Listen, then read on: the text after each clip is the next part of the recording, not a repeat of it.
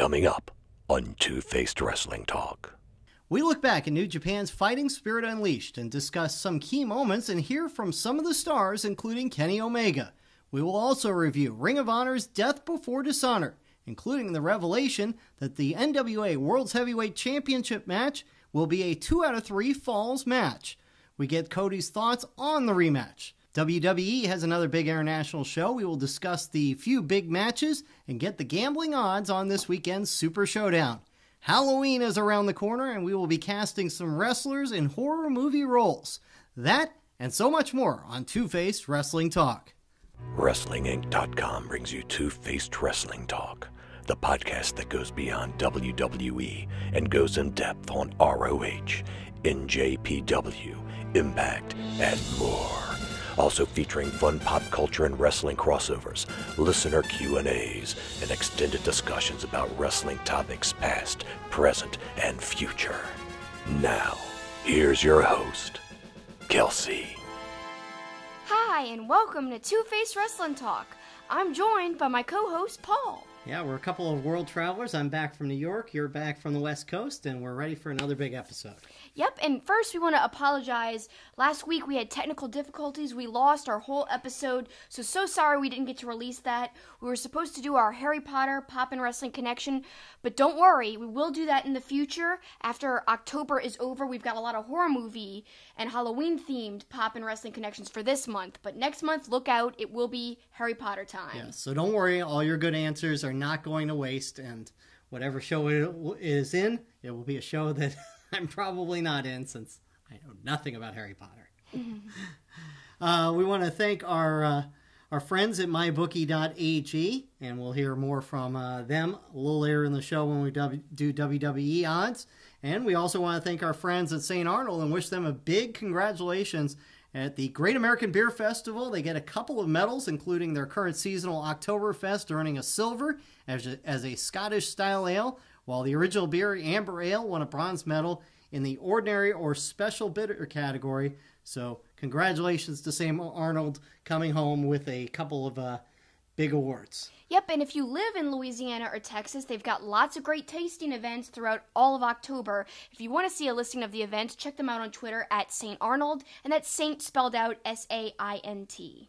And speaking of social media, why don't you tell everybody where they can find us? Yep, you can find me on Twitter, and the reason to follow me there at SuperKickingIt, SuperKickingIt. If you follow me there, you can participate in t-shirt polls. Usually I have a poll about which wrestling t-shirt I will wear, and I give you guys the power to decide. This week, though, and all this month, I'll be wearing Halloween/horror themed t-shirts that have to do with wrestling, because it's October and I love Halloween so much. So but this you got plenty week, of those for people to vote on, too. Well, I don't know if I have enough to, do multiple votes. I have, 4 Halloween shirts of wrestling. Seems like you have a lot more than that. Maybe 5, I don't know. But this week's Halloweenish wrestling shirt is Vinny Marseglia. And actually, I wore a similar shirt. I have 2 Vinny shirts. One I wore on October 1st, which has horror movie characters on it. It has Vinny in the middle, and then it's got Freddy Krueger, and it also has Michael Myers. Pretty cool. And then this one is it's really cool. It says, The Horror King presents the Vinny Horror Picture Show. So it's a spoof on the Rocky Horror Picture Show, and it's got pumpkins on it and bats. And that's not the last time we're going to hear the name Vinny Marseglia in the show, as we have a special Halloween-themed Poppin' Wrestling Connection. We also want to remind you can follow us at Two-Faced-Pod or on twofacedpod.com to find out all the platforms you can catch us. And, of course, you can catch us on YouTube on the Wrestling Inc. channel. Yep. Just search for Wrestling Inc. on there, and that's where we'll come up every Friday. And so now, let's get right into the nitty-gritty. It's time to give our opinions on the latest wrestling shows, news, and developments. It's time for headlines.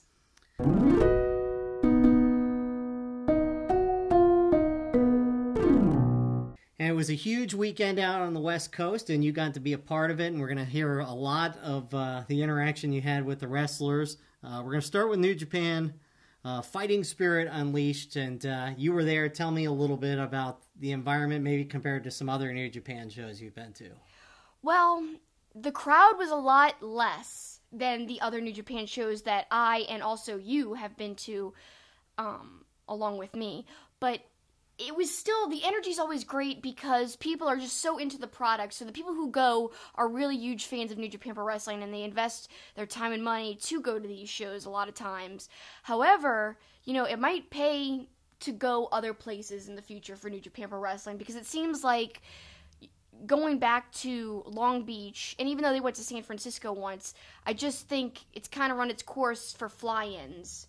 And also, people there, there's only so many people around the area that's going to go. Whereas if you go to Chicago, you're definitely going to sell out. I mean, the Ring of Honor New Japan joint shows always do well when they're in Chicago. I have a feeling if New Japan ran a solo show, it would do even better.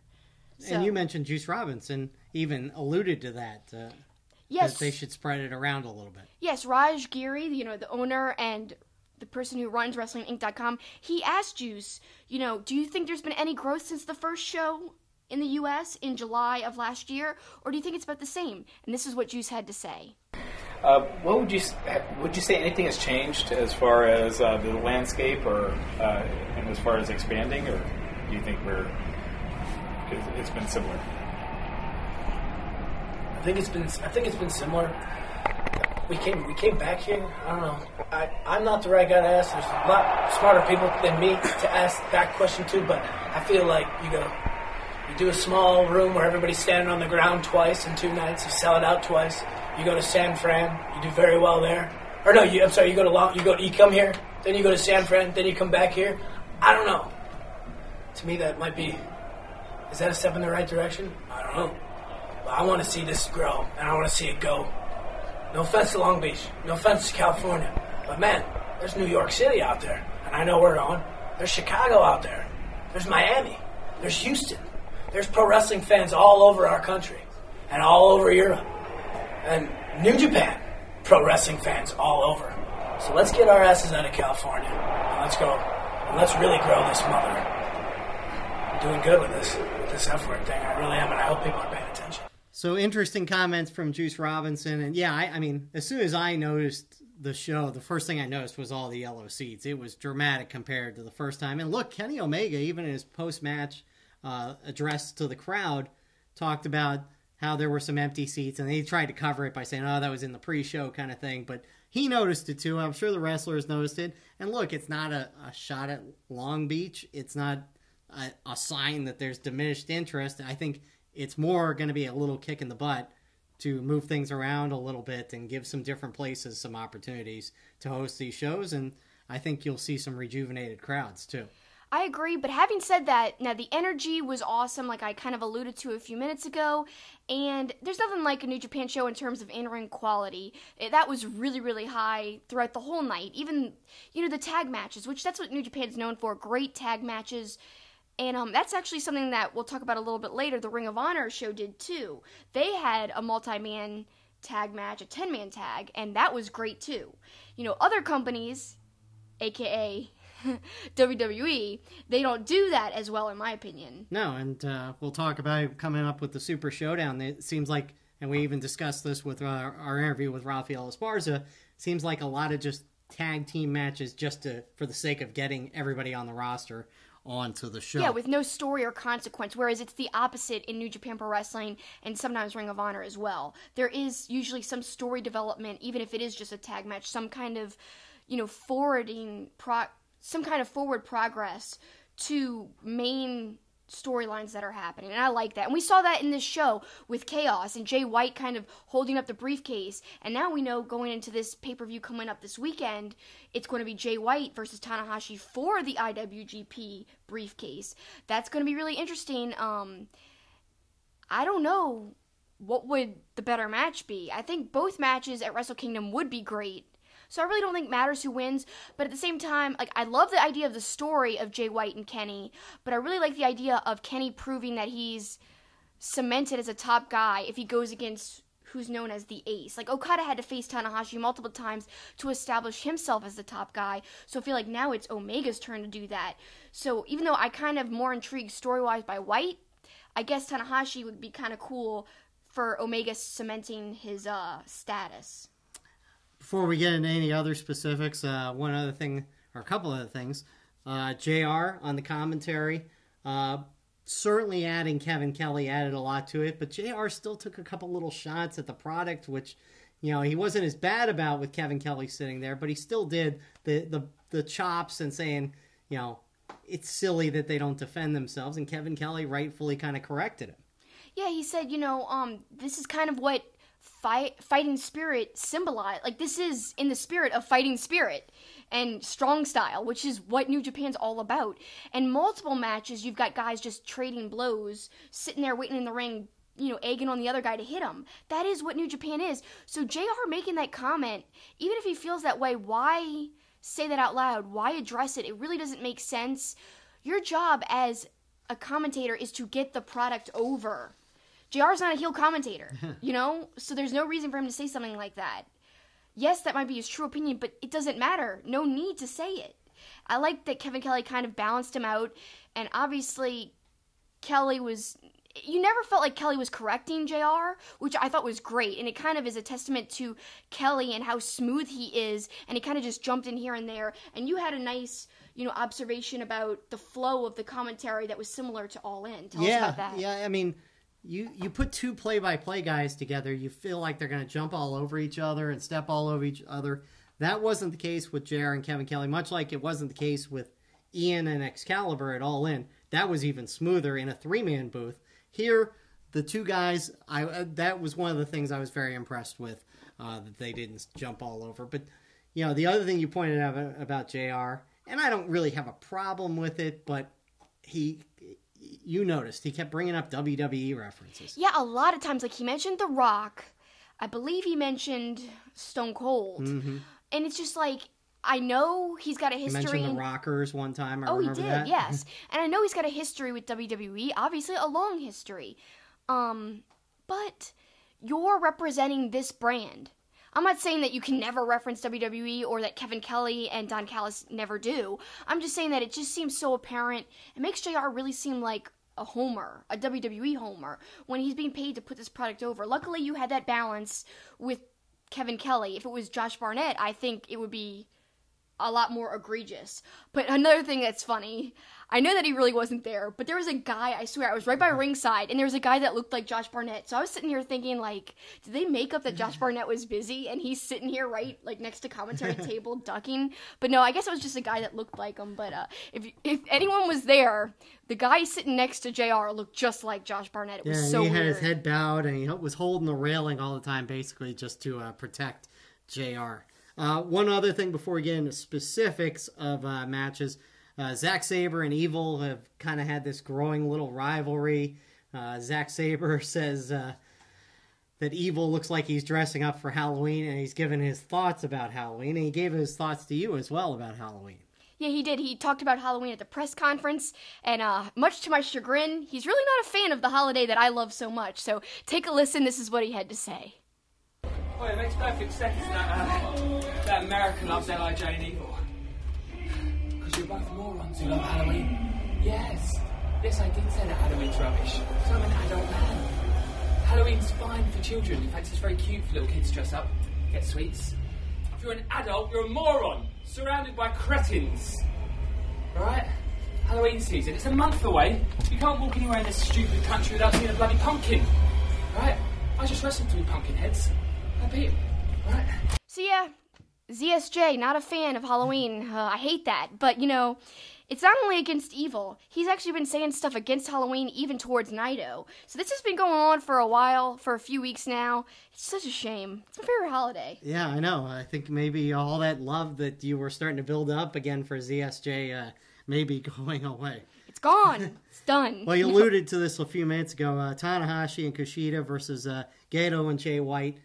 Obviously, we had the issue last week, so we didn't get a chance to talk about. Jay White turns on Okada, no surprise. But then Gato turns on Okada. And so they end up as a tag team in this show. And, Gato used the heel tactics with the brass knuckles. Jay White, great on the mic. Something you talked about earlier about a potential title match for him. He made a mention on the mic saying there is no way New Japan would have 2 foreign guys fight for their title, which I thought was an interesting take. But all around, there's a lot of chaos in chaos, as you use the line, and we'll hear again here in a second. What do you make of all this? And I guess you got a good answer about this from the third party in this. Yeah, I mean, I was asking Kenny Omega, what is all this developments? How is that going to come back and affect him in his championship match at Wrestle Kingdom? I basically was trying to ask him, there's a lot of stuff going on in Chaos, and Jay White's behind it all. So is Jay White going to come back and bite Kenny in the butt and end up with the briefcase after all? We'll know after this weekend, and here's what Kenny had to say about it. With all the chaos happening in Chaos, how do you think that might affect you and your championship in the future? You think he'll come back and bite you? I'm no stranger to interfaction warfare, as you know. And it just goes to show that, families fight, teammates fight. And it's not just original to and unique to the Bullet Club. Look at Chaos. They fell apart just as we did. Championships, money, pushes, main events. These corrupt people. Absolute power corrupts absolutely. And I had a feeling that, Chaos would crumble eventually. Okada had that top seat for far too long. And it was just a matter of time before someone got jealous. Before someone took their chance to eliminate the top dog. That's the reason why things happened the way that they did. And, sure, maybe I don't believe Jay is everything that he thinks that he is. But that's not even my issue. That's none of my concern. None of those men are slated to be a number one contender. And until they are, that's when I'll start paying attention. Good stuff from Kenny, and of course this weekend it'll be him versus Ibushi versus Cody in a triple threat match in that show, which ought to be awesome. Moving on, junior heavyweights, that second semifinal in that tournament to determine a new champion because of Takahashi's injury. Ospreay versus Skrull. I didn't think this was nearly as good as that match a few months ago, and not just because the other one was so brutal, but this one just didn't seem as good, although the electric start by Ospreay was amazing.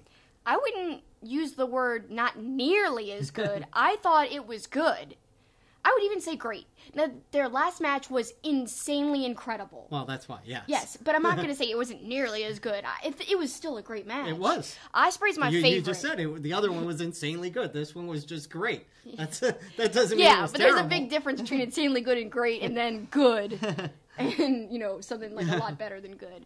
But, Ospreay's one of my favorites, so here's where I'll mention. So not only did I get to be at the press conference at this, I got to be basically backstage for every wrestler's comments, and it was so flippin' awesome. Got a lot of great answers, and I'm really proud of the work I did there. But another thing I was able to do was to take photographs with my cell phone by ringside, and that was really unique. So I was basically right behind the barricades for the Ospreay-Skrull match, as well as some other matches we'll talk about in a minute. Seeing what they did up close was great. I was even closer than the first row, so it was really a very unique perspective, and like I said, Ospreay's my favorite. In fact, I always kind of say that Suzuki's my number one, but I've come to realize, and it started, we'll talk about this later, this weekend with the ROH Death Before Dishonor pay-per-view, I really came to the realization Ospreay's kind of like my number one too. It's almost like him and Suzuki are tied for me.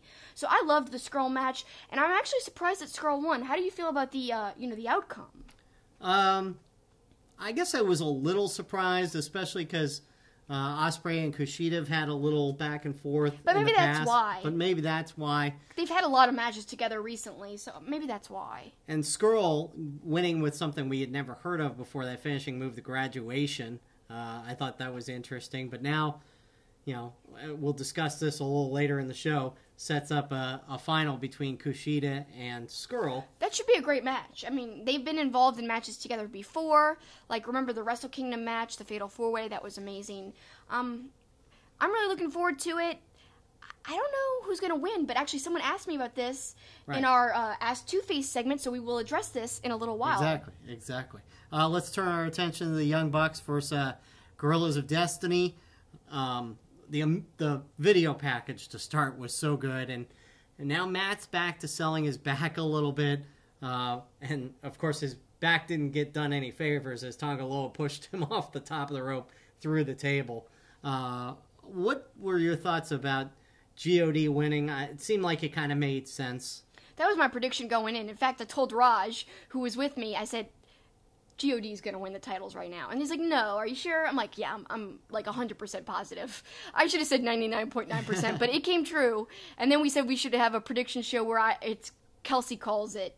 But then again, I made some wrong predictions late in the night. So I wasn't, 100% on every prediction. But this, I think it makes perfect sense for the Firing Squad storyline moving forward, and I think the Bucks had it enough time to establish themselves as successful heavyweights, so I don't think it really hurts them too much. I mean, they're always going to be the top of the card with or without belts, so I think the Firing Squad, aka GOD, they're the ones who could benefit from this, and it's going to be interesting seeing what develops if they do end up quote recruiting anybody. And in fact, I asked Tama Tonga and Tongaloa if they had plans on recruiting, and this is what they had to say.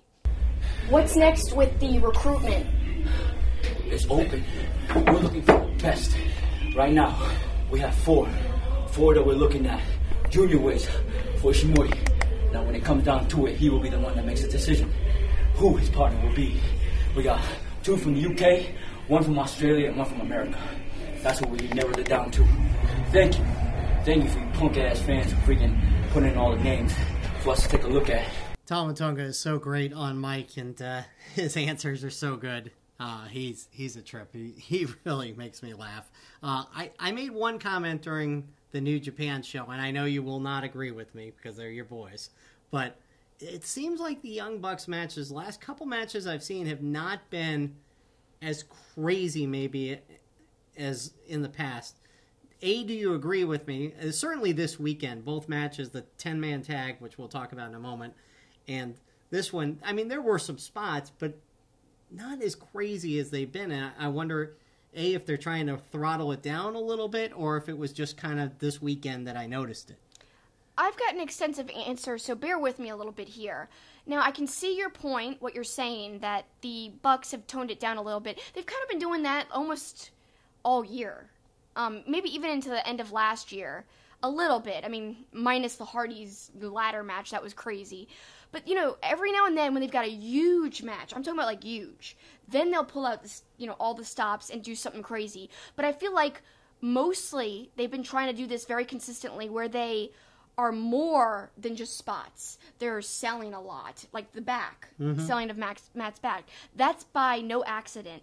And then also doing the cease and desist, move at the end versus always doing a Meltzer driver. I feel like all that is very purposely done, kind of transitioning to where they're not always having to do crazy spots. And that's a smart thing to make your career have a lasting, a chance of lasting. So, to me, I don't notice it as much as you did, because I still think they do crazy spots. It has to be warranted and has to be worth it. I do think that you can consider Matt going through the table pretty brutal. I was right there. Yeah. When I say right there, I'll show you guys a picture if you're watching on YouTube right now. If you're not watching on YouTube, please go check it out, because I'm really proud of the picture. It's like I'm right by him through the bars, the barricades, and he's like in such pain. Obviously he's selling, but it's just a great picture, and it did look brutal. I mean, I know that, they're fine afterwards, but it looked scary. Like, I was right there. I heard the thud. Even the photographer next to me touched the table. I guess just to see if, the table really was hard or not. I don't know why he touched the table, but that was awesome. Well, and you say they're fine. They're still sore. They're Of still sore course, after yeah. matches. But What I mean, his back's not broken or anything. No, of course not. Cody versus Juice, U.S. Championship match. We saw a title change there, which, moderate surprise, I thought. I was completely surprised. I guessed the other way. I guess because Cody had the 10 pounds of gold that he would not get the U.S. Championship, because that's a big deal, having 2 belts at once in a promotion. One, I just didn't think New Japan would be like, oh, he's got a belt somewhere else, let's give him another belt too. It's one thing if it's Ring of Honor, right, because they're partnered together, but the NWA, to me, that was a big surprise. In fact, I called that Juice would retain. Yeah. But by some, crazy circumstances, I thought, it would still make Cody not look weak or anything, because they were kind of in a dilemma in a way. You don't want Cody looking weak. Right. Because he just won the 10 pounds of gold. And obviously, he was successful in his defense against Willie Mack, which was amazing, by the way. I was at the ROH TV tapings, and that match blew my mind. Willie Mack really should kind of be a lot more over than he is. He was incredible. I loved that match, and in fact, throughout the whole TV tapings, I think that was the best part. So, having known that Cody successfully defended there, you know, he's got to look strong going into his rematch with Aldis. Right. So, I don't know. This was very surprising to me, but I guess it was the right move. If they were going to do this, I said this 2 weeks ago, they should have made it a title versus title match, because he ends up taking a title anyway. So I think the billing of title versus title would have made it even bigger. But then I think people might have assumed that Juice would have maybe, lost. but you never know. Lagana could have worked out a deal to have Juice have both momentarily. Who knows?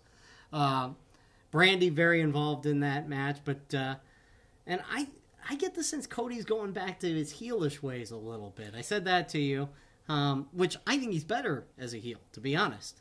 Yeah, and he's claiming that, you know, there is no such thing as pure heels or pure faces.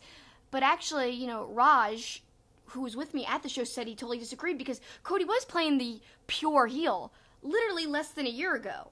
So he knows that he could still play a pure heel and that there are such things because he was doing it. Yeah. So I gotta say, I also take exception with what Cody's saying about there's no such thing as pure heel or face. Now, I'm not saying that you can't go between, like, one, you know, turn back to being a face and then turn back to being a heel, and that there are, of course, gray areas too, but I think you could still be 100% pure heel, and Cody once was, but yeah, he's not playing a pure babyface right now.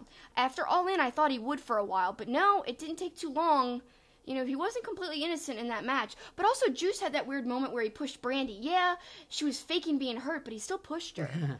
That kind of was a little heelish from Juice. Yeah, so. But I think it was more she surprised him kind of thing. Yeah, I guess I could see that. But regardless, Cody walks out of the weekend now holding 3 major belts, one from each different organization: Ring of Honor, 6-man tag, NWA, and now the U.S. Championship. It's a big deal. Japan. Yeah, huge. Cody's obviously a very big deal right now, and rightfully so.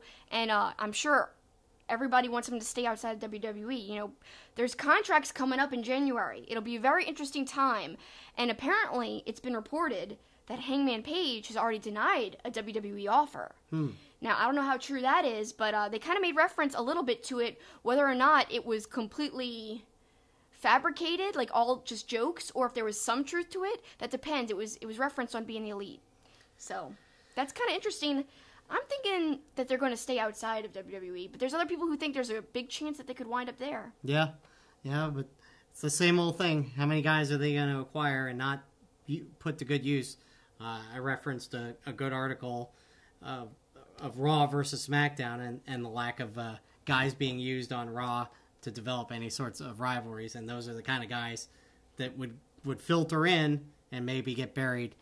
Like, we'll talk about Punishment Martinez. Speaking of people who are leaving and going to NXT or WWE, we will talk about that in a little while, and will that really be a good thing? And can they thrive there when there's so many people there now? We'll just talk a lot more about that because I've got a lot to say. Well, we'll see. Final match, Okada and Ishii versus the Golden Lovers. This was a good match. Certainly some great spots. The Okada drop kicks, like the missile drop kick into the corner, was so good. And the palm strike sequence between Ibushi and Ishii was brutal. Oh, that was amazing. I was, like, again, by ringside for that. And it was, like, you could hear it, like, echo. It was so crazy. Like, it was so loud when I was right there. Like, I can't even do it justice. It was louder than that. It was awesome.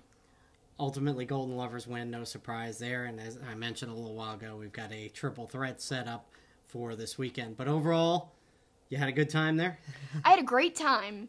And I'm very proud of the work I did, but at the same time, I really didn't get to see the whole show. That's why you and I had to rewatch it, because there's no way I could have reviewed it without watching. Because half the time I was trying to take pictures, and then a lot of times before the match ended, or in the middle of the match, I would go upstairs to the press area to get the post-match interviews, to get ready for it.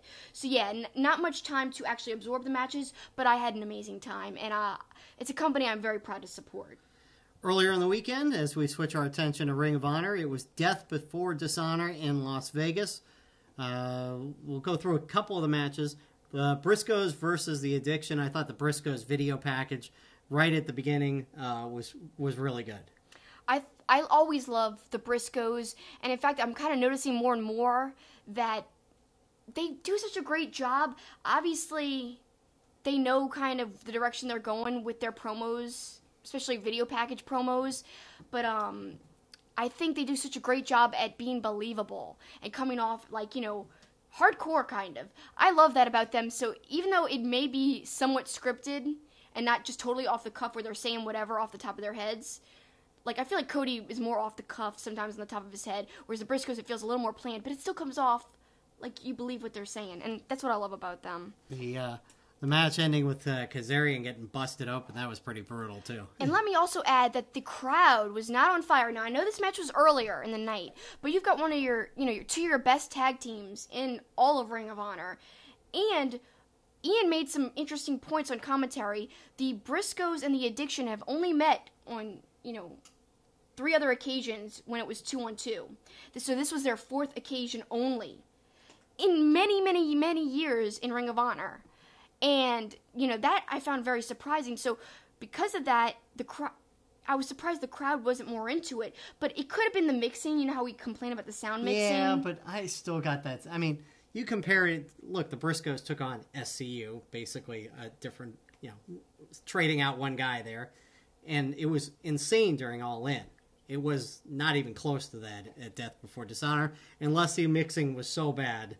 You know, it completely was drowned out, but I didn't get that sense. But also at All In, it was reversed. A lot of times Briscoes are cheered, but at All In, they were booed. Right. Which was very out of the norm, because at least they sometimes are like split the crowd. Like even when they faced the Young Bucks, they split the crowd, and half the crowd are chanting Briscoes and the other half Young Bucks. At All In, it was all boos. People were totally behind SCU, so that is an interesting observation from there. Whereas this was just kind of like, it wasn't like they were pro-Addiction or pro-Briscoes. They were really just kind of mellow, the crowd. So I don't know about that, but I enjoyed the match nonetheless. I really, really did. And I really liked it. And now it's surprising the result, because I really thought that the Addiction would win since they were 0-3. Nope, they didn't win, and they were 0-4 now. Yeah, That's exactly. surprising. SCU! SCU! Southern California Uncensored! What you got? Yeah, you guys are now 0-4 against the Briscoes, and you know they're the ROH Tag Champs. So what are you going to do besides this win to bounce back from that? That's a pretty big loss. Let me explain something about the Briscoes. Correct. You see this up here? Pretty ugly looking. You know why? Because I had to have my head super glued back together 2 nights ago in Las Vegas. You know why? Because Mark Briscoe, the madman that he is, threw a chair at my head. They're reckless, they're dangerous, and they're warriors. And yeah, we are 0-4. You know what? Maybe we'll be 0-5. Maybe we'll be 0-10. It's that one win that counts. When we beat them, we take their titles, and we secure our jobs in Ring of Honor. Just one. Jay Briscoe gave me a Jay Driller on the floor. Jay Driller in the ring. It took 2 of them to beat me. And let me tell you, my neck is still sore. My neck is very, very fragile. After 25 years, all the injuries I've had, Jay Driller twice, it was very dangerous. But that doesn't mean that I'm shying away from a rematch with Jay and Mark Briscoe. We've made the open challenge. All we have to do is earn that opportunity again to get in the dance against the Briscoes. And hey, I don't mind taking the Ring of Honor tag team titles to the tag league. So maybe it happens that quickly. Or maybe when we win the tag league, we come back and win the tag team titles from the Briscoes. Happy to do either. Are you happy? Which way? How you want to do it? 6 of one, half a dozen the other, as they say. Women of Honor match, Sumi and Tenille Dashwood. And I'm going to preface this by saying this is a low bar to clear, because a lot of Women of Honor matches have been subpar. But this was a really good match, I thought. And the Tenille powerbomb of Sumi onto the floor, that was quite a thud on that. It was. And I actually tweeted out during the show when I was watching it live that I felt it was like the best Women of Honor's match. It was the best Women of Honor match all year. Maybe even since Sumi won the title. Yeah, I'd agree with that. I really thought that they stepped it up, because so many times they were on like either Facebook Live or the what Ring of Honor considers a pre-show, that is. But this time they were on the actual pay-per-view. So I feel like they knew how important that was, and they stepped up the game and really gave it their all, because they knew they were on a platform with more eyes than usual. And I gotta give them props, because they did exactly what they were supposed to do, and they made the Women of Honor division look really good. And Sumi wins on a armbar where Tenille just passes out, and the referee gives Sumi the victory. Now let me make a quick note. So I was not in Las Vegas for the pay-per-view. I was, however, in Vegas for the television tapings, which was the night after. The the pay-per-view. And Tenille, yeah, she had that great match the night before, but then she came out and made the announcement that her shoulder's really hurt and she needs to have shoulder surgery. So she's going to go off to do that, and also that she has like an autoimmune disease with a rash all over her body. It was really sad. She almost, kind of choked up a little bit, and there was some jerk in the crowd who said, "You suck," to her, and that's really messed up. And I don't know, something about that Las Vegas crowd. Yeah, they were really like ruckus later in the show at the pay-per-view, but it was the same crowd but less for the TV tapings, and that might be why they were kind of subdued. It was just an odd crowd, because there was 2 people who said she sucked, and I don't know why. Punishment Martinez taking on Chris Sabin, and I know some people have sort of alluded to this, and maybe not even to the detail I did, but I'm watching Sabin's promo, and he looked a lot like Dean Ambrose, but I've always thought he also looked like Daniel Bryan, so I think it could be the old Conan bit. If they mated, if Daniel Bryan and Dean Ambrose had a kid together, it would be Chris Sabin.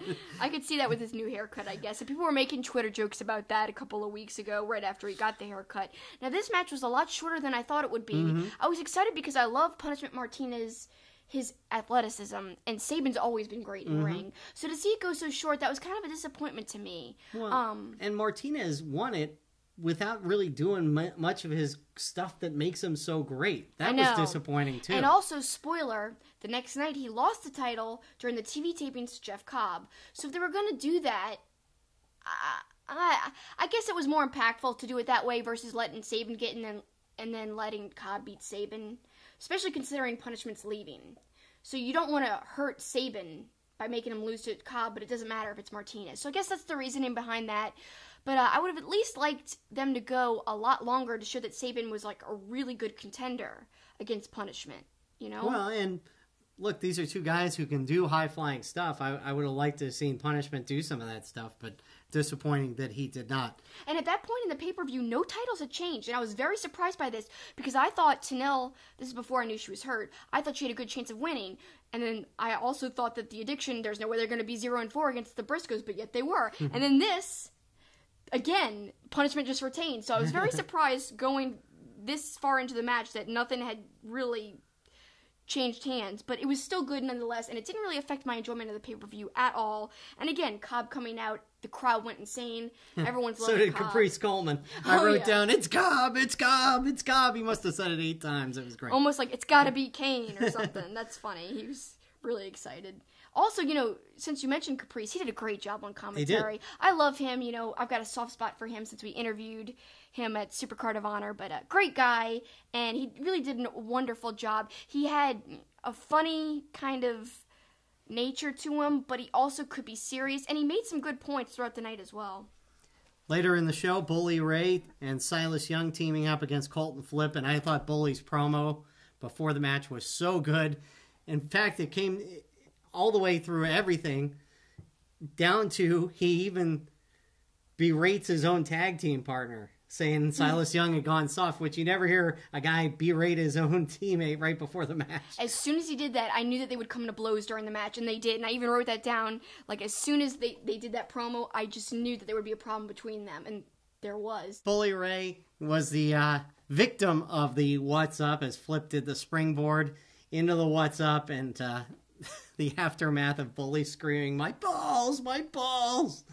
That was hilarious, but let me also say, I smiled so big when Ian came running in to try to give Colt the chair to use against Bully. That was so well done, and I thought Ian did a great job playing up how terrible he thought Bully was, like he always does. And in fact, I tweeted him, "Can't wait for Ian to say that Bully's human garbage." That was during the video package. And right when they came back from the package, Ian said, "Oh, here he comes. He's a piece of human garbage." So he said exactly the phrase that I love when he says after he saw and liked my tweet. So that was kind of cool. And at the end of the match, Bully pulls a fast one with the referee down. Flip actually eliminated both guys, but then he pulls Silas Young off the table, puts Flip on the table, and they get the victory. I thought that was a good way to end it. Yeah. To keep things alive, and I like that. I agree.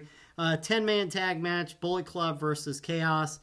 Nick Aldis was on commentary, and he was great.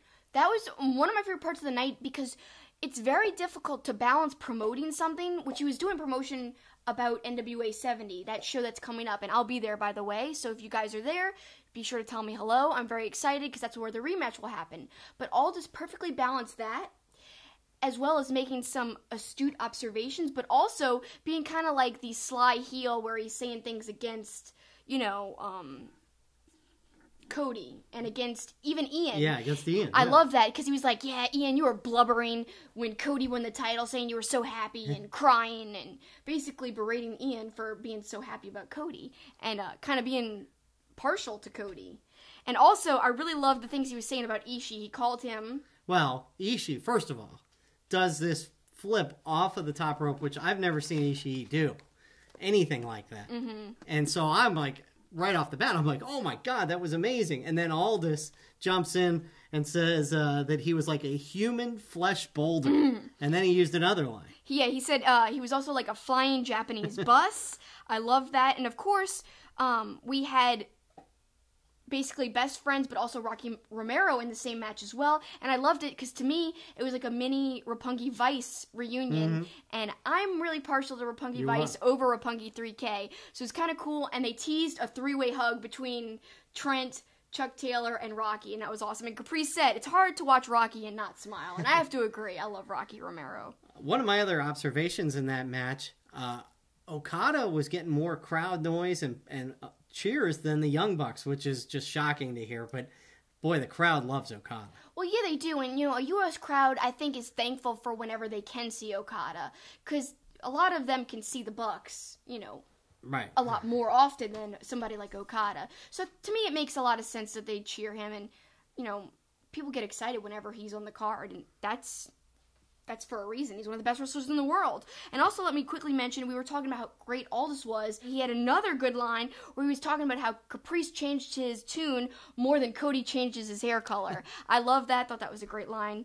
And they announced the big announcement that the rematch at NWA 70 is going to be a 2 out of 3 falls match. I think that'll be a very exciting match. After Aldis said that, Cody came to the table and said... he's acting like he's still the dealer. This is my title now. I make the rules. Yes, I accept 2 out of 3 falls, but, he's under my rules now. So, having said that, I kind of asked Cody all about that. Aldis is still acting like he's the dealer, but as you said the other day, you're the dealer now. So, how are you going to use this awesome momentum, just, gaining the second title in your rematch? What's your name? Kelsi. You're very animated. And you work for Wrestling Inc.? Yep. I'm sorry, the question was, what do I do about the rematch? No, how do you use this momentum going into the rematch? Wrestling is highs and lows. I sat here and pretty much ripped everybody to shreds in the room. It's pretty much uncalled for. But I'm on a high. I've been on plenty of lows, believe me. I plan on continuing the high. Nick Aldis is way better than the internet, than the locker room gave him credit for being. He is outstanding. He's responsible for this sitting here, actually. He really is. But Nick Aldis does not benefit from a 2 out of 3 falls match. That match goes a bit of the distance. It has the chance to. And all puffed up like Clubber Lang at 238 pounds, I have more soul than anybody in the industry. I can go longer. Can I not? I'm pretty long. Marathon man? Marathon man. Oh! It doesn't benefit him one bit. It's a big front. Him and Jeff Jarrett are essentially putting on their version of All In. That's sweet. Jeff's sweet. He wants his revenge over the GFW disaster, which was partially my fault. I just mailed him the belt back. Guess what? Jeff, show up, sit in the front row, and I'll beat your boy 1, 2, 3. Pick him up, beat him 1, 2, 3 again. End of story. Moving on. Who do I face next? Final match of the night was Jay Lethal versus Will Ospreay, and we knew this one was going to be great.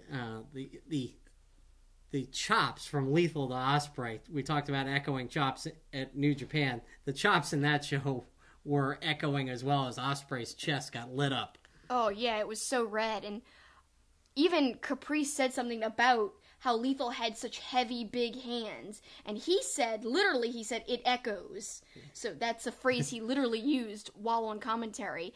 And you could totally tell that, watching from home, the crowd was way more into it than earlier in the night. And I loved to hear that because, rightfully so, it was a great match against 2 of my favorites. Yep. And 2 of the best wrestlers in the world, quite honestly. And I think they did a good job at teasing Ospreay kind of going into a not honorable direction. He almost used the belt against Lethal, but then he ended up not. And I liked that a lot. I liked the teasing of it. That was after Bobby Cruz had gotten super kicked and there was a little chaos outside the ring. And somehow he catches the title perfectly. Yeah. Ospreay, it's kicked up into the air and he just catches it. That was you talk Flawless. about the artistry of wrestling sometimes.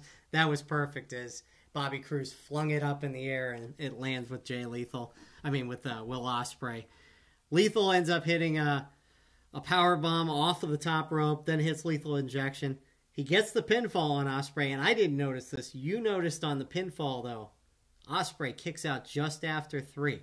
It's a little touch, and actually I didn't notice it the first time when I was watching live, but when we rewatched together, that's the one match I rewatched.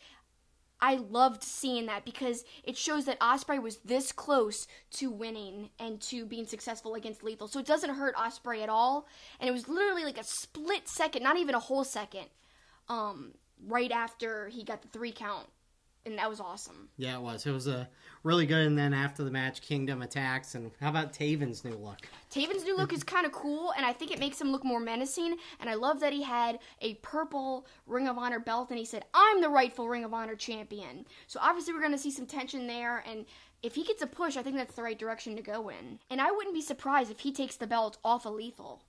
Yeah, it wouldn't surprise me either. They've kind of been hinting that Taven's going to get some sort of big run here soon. So a big weekend in New Japan and Ring of Honor, and a big weekend for WWE, even though this isn't the sexiest show. It's a big show for WWE as they go to the Cricket Stadium in Melbourne. Big crowd going to be on hand. But a lot of matches, we talked about it earlier, where it's just tag teams that are kind of thrown together. I mean, really the only consequential one is the Shield versus Dolph and Braun and McIntyre, and their whole teasing that Dean Ambrose may, turn on the Shield and all that stuff. But Triple H. But yeah, there are 4, I would say, matches of consequence. But overall, this is not anything overly exciting, but it's going to be a big spectacle. I can't believe I'm going to wake up at 4 in the morning for this. Whereas New Japan, I would gladly do so. That's terrible. I know you're going to say I'm biased, but the wrestling quality is just not equal, in my opinion. Now, the spectacle will be cool, but again, we've talked about this. I'm excited for Triple H and Undertaker, but I'm also very hesitant to believe it's going to be good because of the last few matches Undertaker's had. So I'm very hesitant to be excited about it at the same time. So I don't know how to feel. How do you feel? No, I mean, look, it'll be cool to see them in the ring and with Shawn Michaels and Kane outside. I think it'll be interesting. We've said it the last 2 pay-per-views. The best match is going to be AJ versus Samoa Joe. There's no doubt about it. I think Daniel Bryan versus Miz will be really good. And I think Charlotte and Becky will be really good. And really, those are, to me, the 4 matches that are even remotely interesting. Everything else is a hodgepodge tag team that doesn't really excite me. But those 4 matches, I am kind of excited about. Look, I 100% agree with you on The Undertaker because he's not looked good. I'm trying to take the perspective of let's appreciate getting to see him while we can. Yeah, of course. But it hasn't been good the last couple, so I'm hoping maybe he's going to rise to the occasion. Of course, Triple H is great selling, helping out other wrestlers, so in that regard, I think it'll be good. And it might even be Undertaker's best opponent to carry him to a great match. Right. Maybe we've got the best chance of seeing that. And I just want to say, I'm not trying to be disrespectful to Undertaker. No, I know. I very much appreciate what he's done and respect him greatly. And heck, I mean, if I wrestled that many years in the business, I'm sure I couldn't move around good, either, or have the best match ever. So I'm not saying that I could do any better or that anybody else could. Very much respect him. Just, it is kind of hard to argue that his last few matches have been not the best, I agree.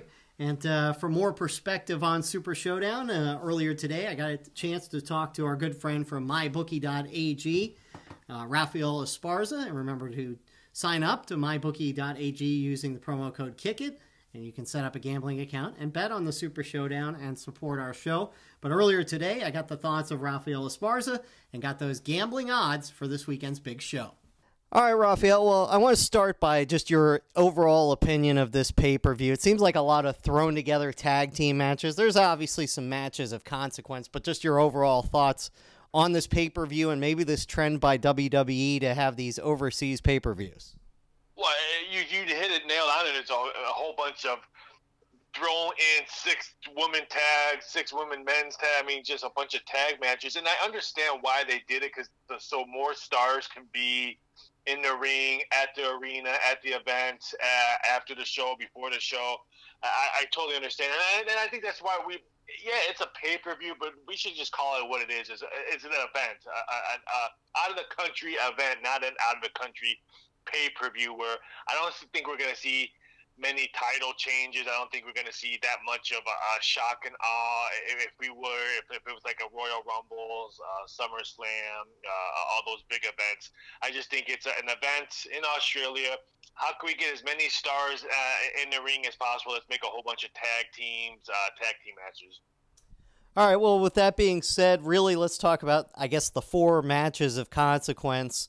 Let's start with the SmackDown Women's Championship. Becky Lynch, they're trying to put her over as a heel, but the crowd is so behind her, and you've got her as a big favorite against Charlotte. Yeah, I just don't see, again, title change in this event, and I feel bad that they're really trying to push her as a heel, but the crowd just loves her and respect her. I think she deserves to be a women's champion for a couple months, and then if you want to strip her with either Charlotte Flair or somebody else, I totally understand that, because her name is not going to be like the Charlotte Flairs or the Ronda Rouseys. I understand it, but she has well deserved this championship run. That's why I have her as a huge favorite. I don't see Charlotte Flair winning this match or pinning her to take away the title. Maybe a disqualification somewhere or something happens. If Becky Lynch does walk out and comes back to the States with the belt around her waist. But I kind of like this feud. I feel really bad for the suits in the back. They really want this negativity on Becky Lynch, but the crowd just keeps on. As much raunchy or bad stuff she says as Charlotte Flair, the crowd just eats it up more and more. So for me, I think it's more laughter, because I know what the suits in the back are trying to do, but they're not succeeding. For me, it makes it more funny than it makes it more serious. Well, speaking of that, let's move to another individual who the same thing happened a few years ago. They wanted to kind of bury Daniel Bryan, and the crowd kind of dictated otherwise. He has come back, and he's got a big match against The Miz. What do you see in this one? Yeah, this one's probably an interesting one, because I think they can go a totally different way than what they did if it was another pay-per-view. If it was another States pay-per-view, a big one, I think The Miz would probably maybe win this, just because I think they can add this feud. But since it's out of the country in Australia, you figure the Daniel Bryan crowd fans are probably going to be a more vibrant out of a country than it would be back in the States. So we had Daniel Bryan minus 180, taking some two-way action. Some money came in on The Miz, just because I think it's the plus 140 that's intriguing, because it wouldn't shock me who wins this match. There's no title being exchanged, so it doesn't really shock me if The Miz wins or Daniel Bryan wins. I think Daniel Bryan will come out victory. That's why we have him a small favorite. But I think this match right here might be the sleeper of the card, because I know there's so many matches, but this one has potential to be one of the best ones of the night. So I'm really excited to watch this, because I think the people in the back, the suits, and Daniel Bryan, The Miz, they can throw a wrench in it, and we would be excited no matter how this occurs. Well, I think the result of this match might actually say something about what happens in the SmackDown Championship match. Great rivalry between AJ Styles and Samoa Joe, and I could see if Daniel Bryan wins, that means that Samoa Joe maybe wins, although they've wanted to push a Daniel Bryan-AJ Styles match. In that title match, you've got AJ Styles holding on to the belt.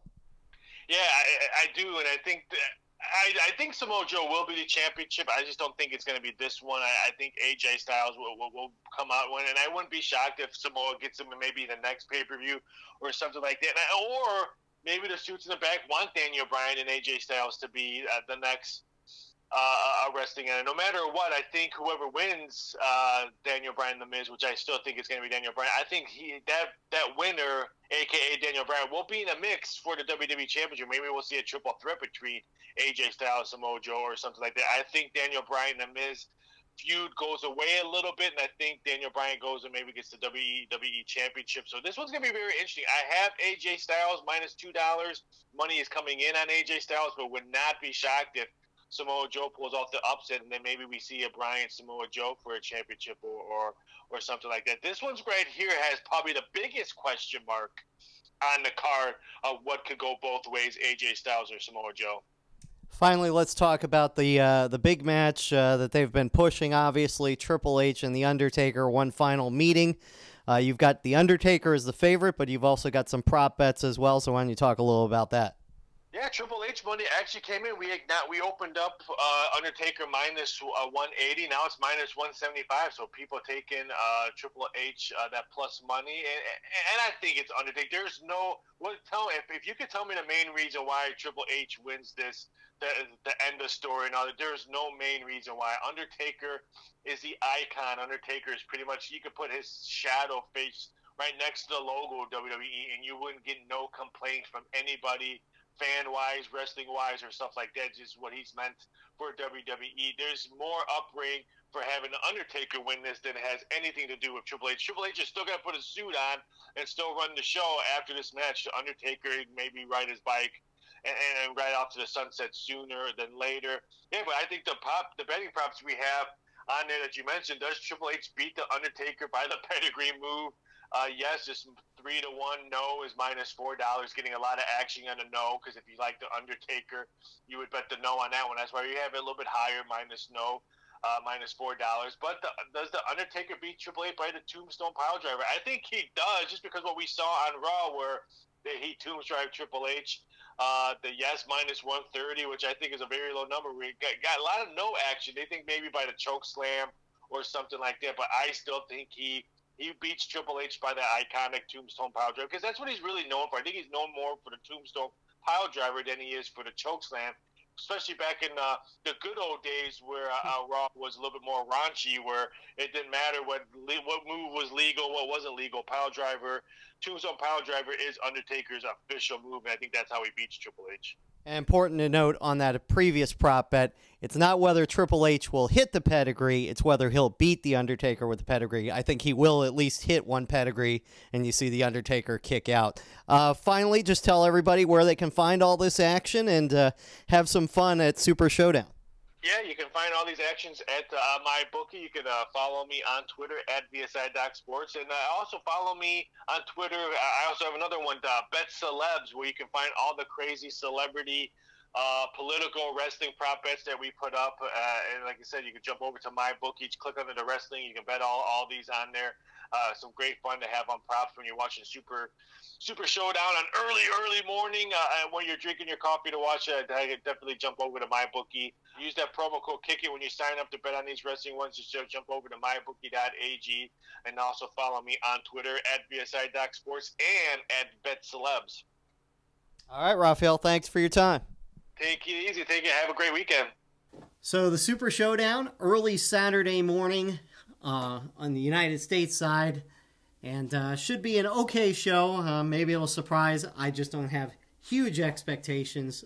Not much to talk about Raw or SmackDown, but there was one thing in particular that I wanted to get to, which was tremendous. I mean, Elias is so good, but this is almost as much a kudo to the Seattle crowd. It was all the crowd, because he insults everybody, every town he goes to. A lot of times with sports stuff, like, for us it was the Saints. Right. But obviously Seattle was really sensitive about this topic, and tell us about it, because you actually know more about it than me. No, he struck a nerve, because obviously the Seattle Supersonics left town and moved to Oklahoma City to become the Oklahoma City Thunder. That was right as I moved to New Orleans, so 2009, I think, maybe 2010. Just as Kevin Durant is becoming a star, of course. He gets drafted by Seattle. They moved to Oklahoma City. Of course, they end up going to the NBA Finals. So you can imagine the Seattle crowd. That struck a nerve, and it was unbelievable, because they booed for 5 solid minutes. Kevin Owens and Elias had to basically scream at each other just to hear each other in the ring. It was one of the greatest fan interactions I think I've seen in my time in wrestling.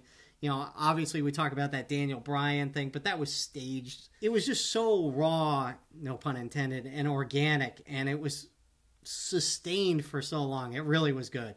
And I think that Elias knew it was something special, and also I think he was just amused by it. He had that smirk. Yeah. So as soon as it started to last, like over a minute or two, he had that smirk, and he was like, And Kevin Owens Kevin Owens was more straight-faced, but you could kind of tell as he looked around, he was almost taken aback by it, Well, he didn't really understand the reference that much, I don't think, or why they were so upset. Because he even said, I'm not a sports guy, but Elias knew, and he was smirking about it. I loved that. The smirk's almost just as good as the reaction, like the two hand in hand, that made it great. It was great, and we will look forward to Super Showdown this weekend. No Impact talk this week, but we'll have plenty to talk about next week as we get ready for Bound for Glory next weekend. But coming up next here on Two-Faced Wrestling Talk, it's time for a Pop and Wrestling Connection. And it's all about horror movies and Marty Scurll, Jimmy Havoc, and Vinny Marcello. St. Arnold Brewing Company, located in Houston, is Texas' oldest craft brewery. Their goal is to brew world-class beers and deliver them to their customers as fresh as possible, making them the best beers in Texas and Louisiana. Their customers are beer lovers, people that appreciate great, full-flavored beers. So whether you're enjoying an Art Car IPA or a smooth-drinking lawnmower, look for St. Arnold beers throughout Louisiana and Texas. Welcome back to Two-Faced Wrestling Talk, and it's time for the Pop and Wrestling Connection.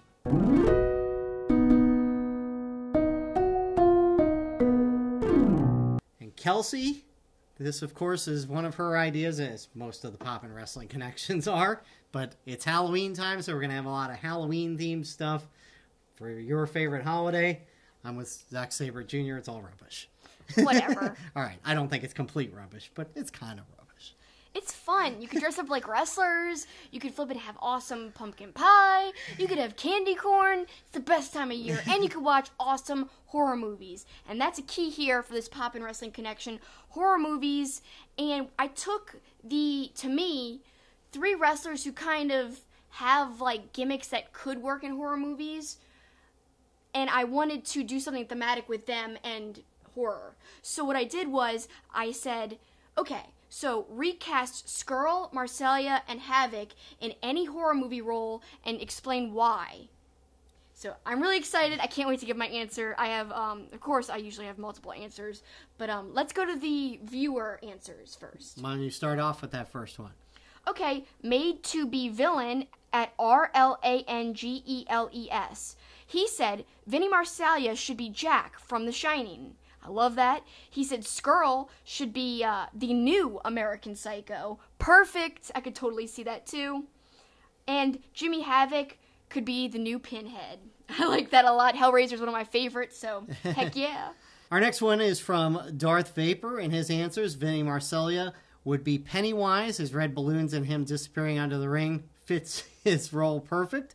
Jimmy Havoc, since he does death matches a decent amount of time, he would take over the legendary role of Jigsaw. I like that because he's, well, sick and twisted person and knows how much pain the human body can handle. Marty Scurll is the funny villain type. He would be cast as Chucky. He's witty, attacks you from any angle, and let's face it, he's a junior heavyweight, so he's small and unpredictable. Amazing answers, perfectly thought out, and that's going to be one of my favorites, I gotta say.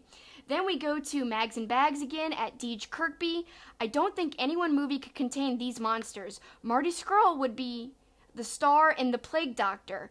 Jimmy Havoc would be the mastermind in Saw-type movie, again with the Saw theme, by making twisted traps for his opponents. Marcellia would be the evil director of the movies, a la Rob Zombie. Oh, I like that, too. Yeah, that That's makes good. great sense. People are thinking much more outside the box than me. Next one is from @Chibi Halloween. I could see Scurll as the guy who inherits Freddy Krueger's legacy, not Freddy himself, but the dream-killing powers, because I can see him torturing, killing horny teens after he snapped their fingers. Havoc always felt like a classic slasher type, like a Jason or a Michael Myers. And from what I've seen of Havoc, he could play in Rob Zombie movies, maybe a distant cousin of the Firefly family from Devil's Rejects. I love her answers. God, so creative. This is one of my favorite Pop in Wrestlings because the answers have been so well thought out, and they actually fit really, really well. Sometimes, the Pop in Wrestling, it's kind of hard to make things fit, but this time, it's like to a T on some of these. So we've got PC Hassler at PCH Nilbog, Texas Chainsaw Massacre, Marcelia as the hitchhiker, Skrull as the cook, and Havoc as Leatherface. I love it. Yes, very good, very good. And I like how he did all three of them in the same movie. Same movie, yes. Yeah, that's very well done. This one from Good Guy Dave. Skrull would be the recast in The Crow. Idea of Marty Skrull being in a supernatural movie themed around birds where he could be himself is very appealing. Jimmy Havoc would be recast in The Silence of the Lambs as Hannibal Lecter. I like that. The way I've seen Havoc come to the ring, looking very respectable, but with that mask on, reminds me of famous scenes of Lecter in his movies. And I think Marcelia is supposed to be Jason Voorhees with that mask of his, but I'd recast him as Freddy Krueger because Marcelia seems to have a ton of personality, just like Freddy. I like it. I think that's very well explained and makes perfect sense. One of my favorite answers as well. I think every answer's been my favorite. Yes. So now we've got 2 submissions from Ashley at GBTYFan07. She says Havoc as Jigsaw in Saw, Vinny as Michael Myers, and Skrull in A Clockwork Orange. And funny little tidbit, Portrait of a Wrestler, it's run by James Musselwhite. There's a picture with Skrull, Havoc, and Ospreay, and they all are dressed like people from Clockwork Orange. So if you're watching on YouTube, I'll put a little screen capture, but be sure to check it out on portraitofaWrestler.com. Here's her other answer. Marty is Beetlejuice. I love that. Havoc is Hannibal Lecter, and Vinny is Leatherface. So we've got some similar answers, but I like how there was a ton of unique ones. There's some that were only repeated once. That was very, very good, and let's hear yours now. I'm going to put you on the spot. All right. Well, I like horror movies, but I'm not as huge a fan as you, but a lot of the classic ones that we went through certainly are some of my favorites. Halloween, Friday the 13th, Nightmare on Elm Street, all classics. Saw, all those, which actually you haven't seen many of those. I haven't. I don't really watch the torture type movies because they freak me out. I get so creeped out if a needle was going into somebody. And I know that one scene from, what was it? Was that Saw? With the needles? Oh, there's a lot of disturbing things. Yeah, I would be like, yeah. I mean, I watch it. I will watch it one day, but I've got to work up the nerve. Let's just put it this way. The first time I saw The Hills Have Eyes, which has none of that torture stuff, I was so freaked out and scared forever. Now I watch it every year, but the remake of The Hills Have Eyes really freaks me out, and that's just messed up people. It's not torture, so I don't know. I don't know if I could handle it. Well, one of my answers is one of our, I believe it was Darth Vapor, had the answer, and I thought the same thing. Marcelia with the balloons coming from under the ring. All you need more is the release of the balloons and maybe Marcelia lifting up the ring apron, and all you see is his eyes. That would be so funny, yeah. So Marcelia is Pennywise. Totally makes sense. These next 2 are going to be kind of stretches. Jimmy Havoc, I'm going to put as Freddy Krueger. I like it. For 2 reasons. One, the calendar, which you'll show a picture of, where he is Freddy Krueger, although he more looks like the Sling Blade character, Billy Bob Thornton, with his facial expression, as you'll see in the picture. But he just seems like he could be the Freddy Krueger type, and now I'm really going to stretch. Who's the actor that played Freddy Krueger? Robert Englund. Yes. Jimmy Havoc's from England. I guess it works. I'm stretching. Okay. Third one, Marty Skrull. Always wears a mask. So I'm going to go, he would be the killer from the Scream movies. I like that. That's great. Because the mask is so much part of his character, right. So is the Scream guy. I like that a lot, actually. So there you go. Those are mine. I love it. And it's funny, so not only was Havoc pictured as Freddy Krueger in the calendar, but he's also pictured as Pennywise, is the funny part. I'll show a picture of that right now. And again, that calendar, the photography is all done by James Musselwhite. Check out his work at portraitofaWrestler.com. He also did the photography for All In. So that cool picture you see of Cody holding up the NWA World's Heavyweight Championship, that was taken by James Musselwhite. Fantastic photographer. Oh, yeah. And I just love his work so much. And he says they're coming up with ideas for a second calendar, which we're already looking forward to. And in fact, actually, since we're talking all about this, the calendar that Havoc did is Halloween and horror themed, and it's all in kind of homage to Havoc's favorite horror movies. And so each month I take a video of myself turning the calendar page to the next one. So, you know, on October 1st, I turned the page and like, what, you know, Havoc do we have this month? And it was Havoc as Michael Myers, basically standing behind a bush in, you know, Michael Myers' his jumpsuit. So it was in homage to Halloween, which is perfect because Halloween remake's coming out this month. But James always takes time to tell us a little bit of a behind-the-scenes story about the photo shoot. So this is what he had to say about this one. So James said that this was shot in Kent on their way to a lake to shoot the Friday the 13th homage. They saw this bush on the way, and it was a perfect height for the shot. Parked the car. Jimmy Havoc changed in the street in overalls and a mask. Just out of the shot are the bin men doing their morning collection. Probably were wondering what was going on. So yeah, the bush is the perfect height. Now it's not as manicured as the shot from Michael Myers, but you and I looked at it like side by side. Yeah, it's pretty good. Yeah, it's good. But yeah, bin men, they mean, you know, garbage men. For anyone not familiar with some kind of British slang, that they call them bin men. I love that. Very eloquent. So let's get your choices. Okay, I'm very excited about this. All right, so Marty Scurll, I would have him as Jeff Goldblum's character in The Fly. So instead of Jeff Goldblum basically devolving into a fly, even though I say devolving, he actually gets amplified powers at first, but then it's like totally goes wrong. So Scurll would be turning into like a bird or a crow. I kind of like that because, you know, how he does the whoop whoop with the flapping of his arms just like a bird. So yeah, The Fly, it would be called The Bird. Then I also had him as starring in Alfred Hitchcock's The Birds as just a bird. Whatever, so dumb. Then Vinnie Marseglia. I think an underrated horror movie that nobody talks about is Candyman. And Candyman is it's a very, very good movie by Clive Barker. Clive Barker is the director who also did Hellraiser. Mm-hmm. And I think that it's a very menacing movie. And the guy who plays Candyman, basically you say his name, and he kind of shows up in poor communities and kills people and stuff if you say his name. I think that'd be kind of cool because I could see Marseglia being great as a murderer villain because he looks crazy and he's got like these crazy eyes. But also, he can have like very subtle eyes. So I think he'd just be the perfect Candyman. I also said he could be the bad guy in Phantasm, where it's like this just weird, creepy looking guy. I think Marseglia could do that too. Then, drumroll, my favorite one, Jimmy Havoc. I think I've done something very weird here. So everyone picked villains in horror movies for these wrestlers to play. For Jimmy Havoc, I actually wanted to do something really weird. I would cast him as the protagonist in Suspiria. And Suspiria, you guys might not know what that movie's about. It's about this girl who goes over to this school for ballet. And all the teachers at the school are very weird. And a lot of weird stuff starts happening. And it's got a lot of blood, but the blood is so, like, vividly red. It's kind of cartoonish looking, but it's one of the most beautiful looking horror movies ever. And some great makeup and great scare scenes. But basically we find out later, it's kind of like hinted at heavily, so it's not really a spoiler, that it has something to do with witches. So I think Jimmy Havoc would be in the role of the girl going to dancing school, but he'd be going to like a hardcore wrestling school, and all the people teaching at the school, they would find out that they're warlocks instead of being witches. So Havoc's got to find a way to beat these warlocks.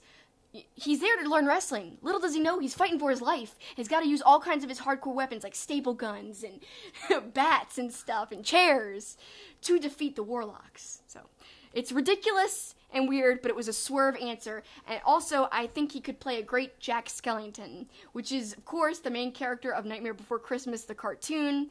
But yeah, just the other day, when they had their big show at Wembley, he actually painted himself white, so you could see the blood really like a stark contrast against his painted white body. Well, Jack Skellington, who's a skeleton, he's white, so I think it would be perfect for Jimmy. Kind of skinny, could totally be Jack Skellington. Thanks, everybody, for your answers. Some good stuff, and the Halloween theme will continue throughout the month. We're not going to take a break. We're going to go straight into our questions. It's time for Ask Two-Faced.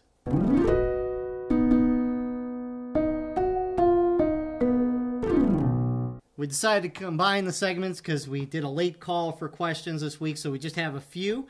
And we're going to start with @Aaron_PWP. And he asks, since I forgot to participate in the Harry Potter crossover segment, I'd like to ask you two awesome human beings. Well, I'm not that awesome when it comes to Harry Potter. He doesn't know anything about Potter. I know the butterbeer. That's all about all I know. It's delicious, too. If you have to cast the Harry Potter characters with current wrestlers, who would you pick? Just main characters are fine. So, Kelsi, the stage is yours. Well, I took a lot of time thinking about this, but I'm going to start off with Hermione.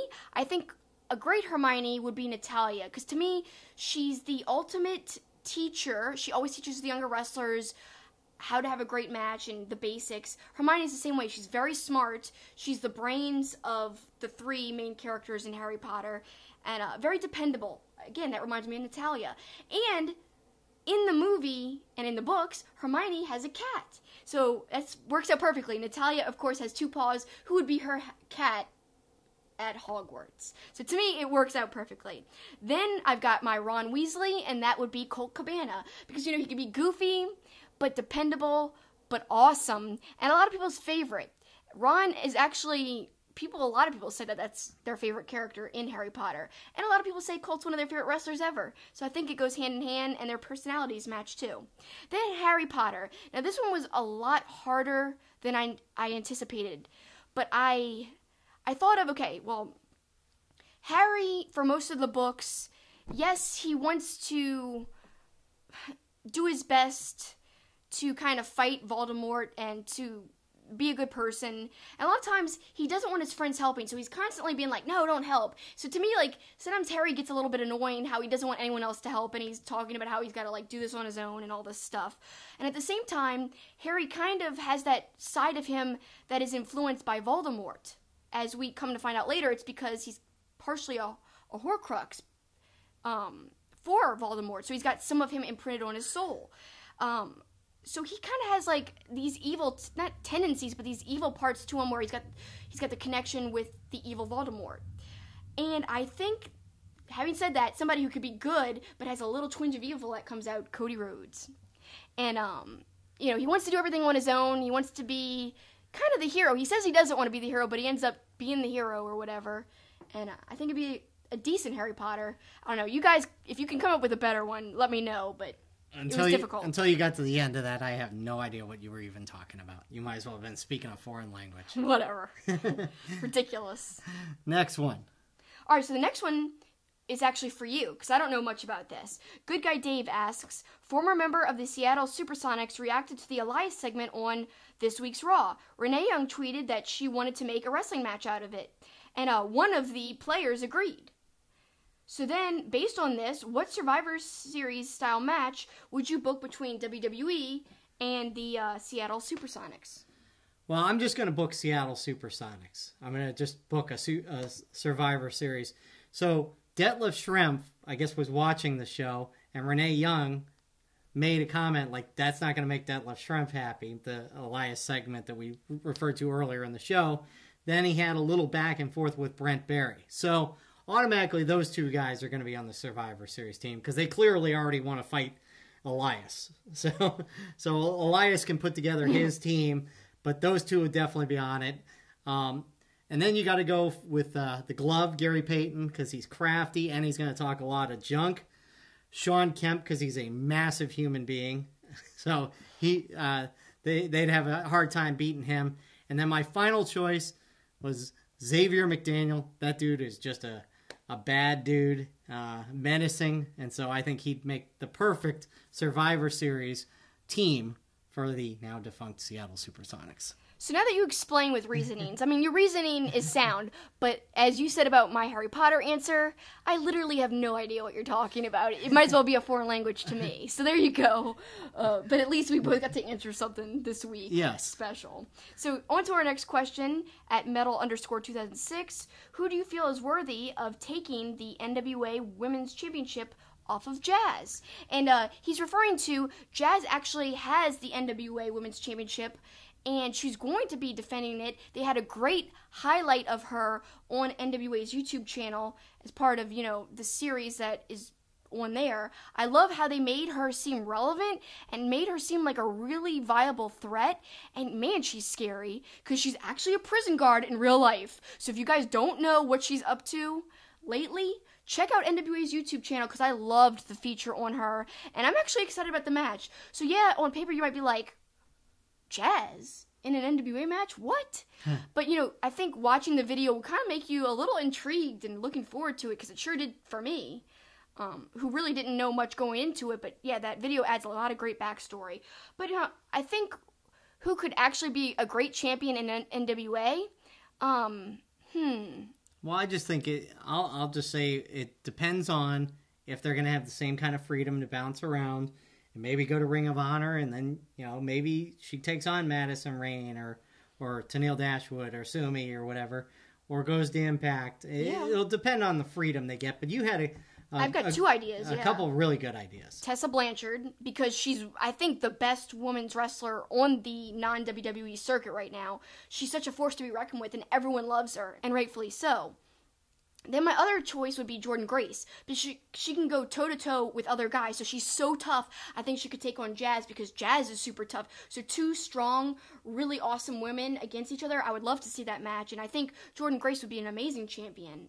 I just don't know her status right now because I know she hurt her ankle, and I know she's rehabbing, but I'm not sure if she's still doing matches right now. I haven't kept up with her Twitter recently, but I really like her a lot. All right. Next one is from at Zeus Smite Thee. I like that handle. Who do you think is going to win the IWGP Junior Heavyweight Championship, Marty Scurll or Kushida, and why? I don't know. I think I would like to see Kushida get it because it'd be kind of cool if Scurll went like into a downward spiral or something and was like, first I lost in my heavyweight match and now I lost in the junior heavyweight match. And maybe that'd be kind of a cool storyline that could last for a couple of months or whatever. But I could see Scurll winning it on the other hand as well, though, because he's done so well recently and had some great matches. This would be a great reward, and we haven't seen Scurll with the championship in quite a while. But I think Kushida needs it more overall, because when Kushida has a title, he's a lot more over, whereas Scurll is over regardless of having a title or not. Well, I think there are two schools of thought, too. If New Japan is worried about not having any Japanese champions, they might lean in that direction. Yeah, right? Kushida's a great champion, so that would be a fine choice. Right. He's amazing, one of the best wrestlers in the world. Or if they determine Marty Scurll's been putting in the good work lately and deserves a little reward, maybe it'll be him. But I think I would lean towards Kushida. Yeah, I think that's where I'm leaning towards too. But I kind of played the fence there. It's kind of hard. Next one from PCH Nilbog.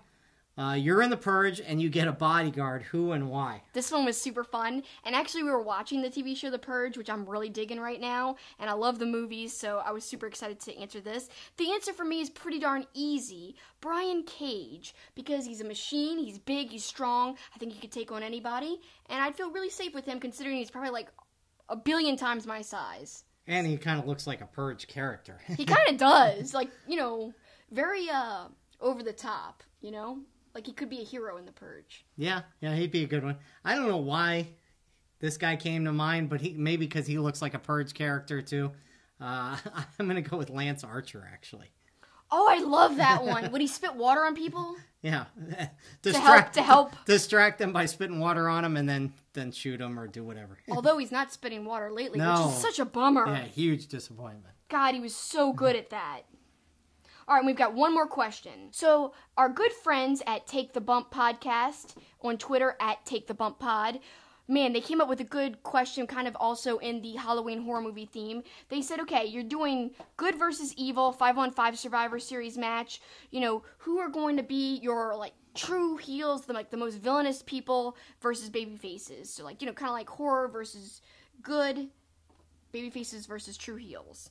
And for me, I would say Scurll, Callahan, Iron Sheik, Ciampa, I always say that wrong, and then, of course, Murder Grandpa Suzuki.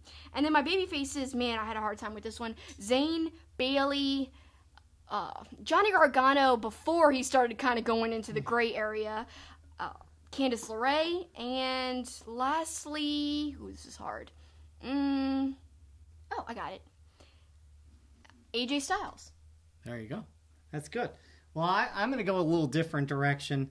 For my bad guys, I'm going all guys that could be Halloween, like, murderous characters. Yeah. So, my 5 are Kane, Evil, Yes.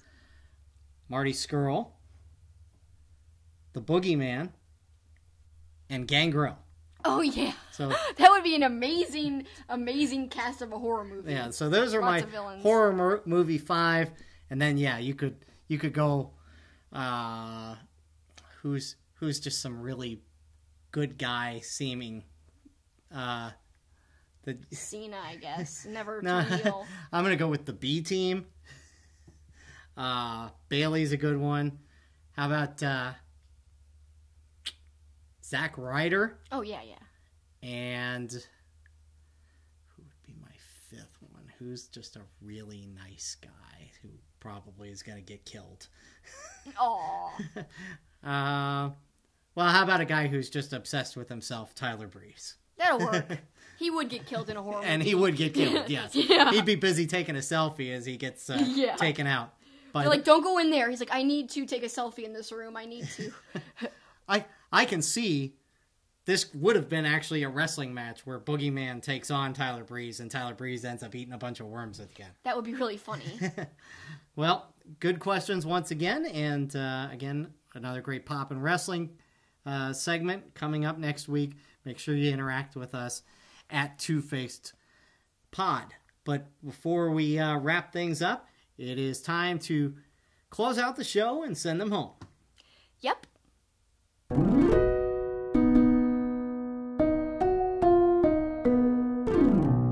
Kelsi, what do you got?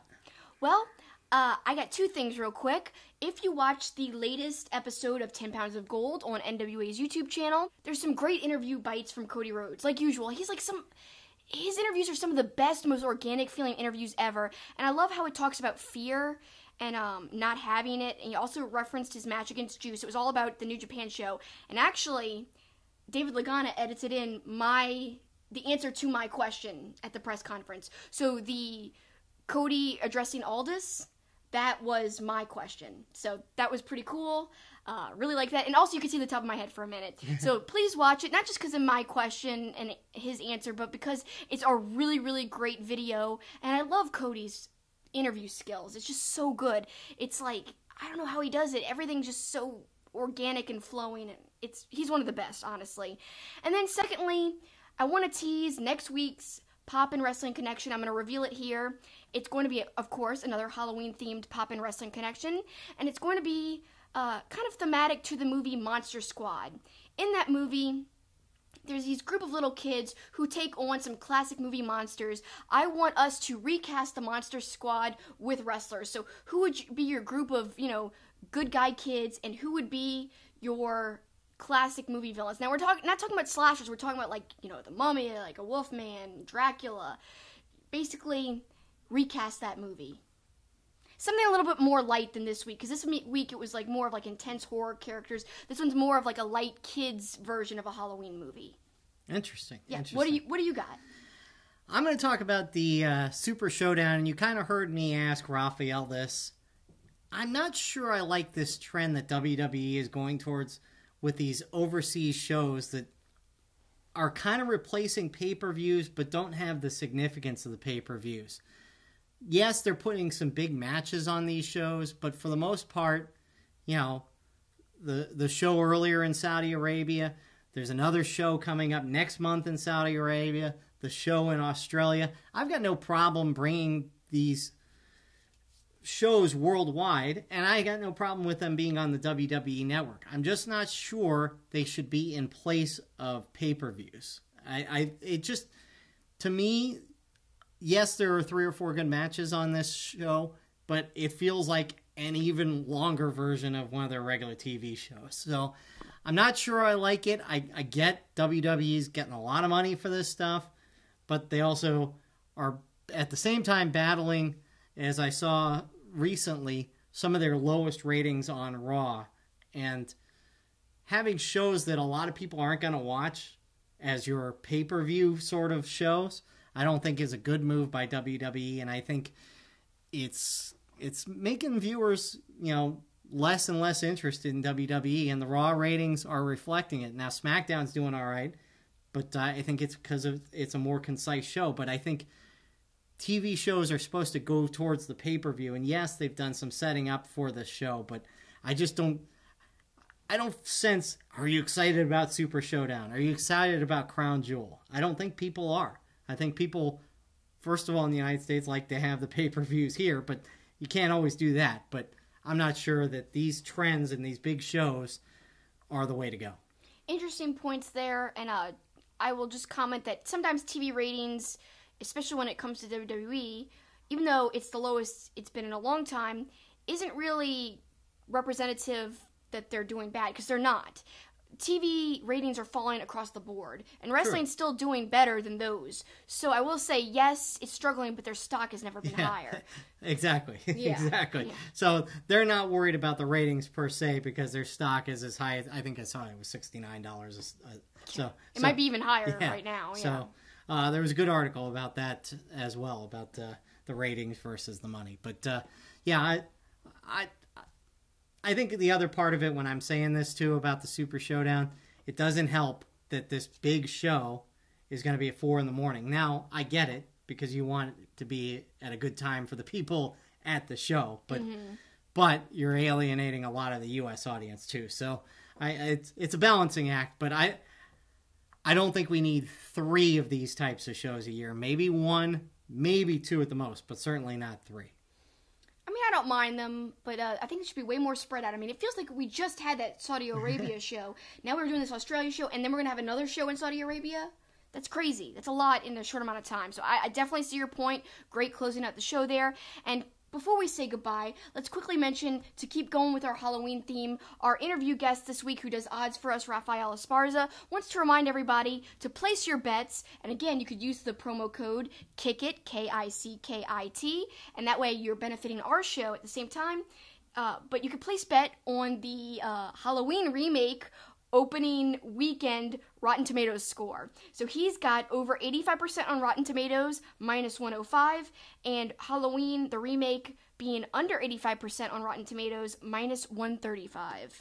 So you can put some action on mybookie.ag if you want to bet on Halloween, the movie.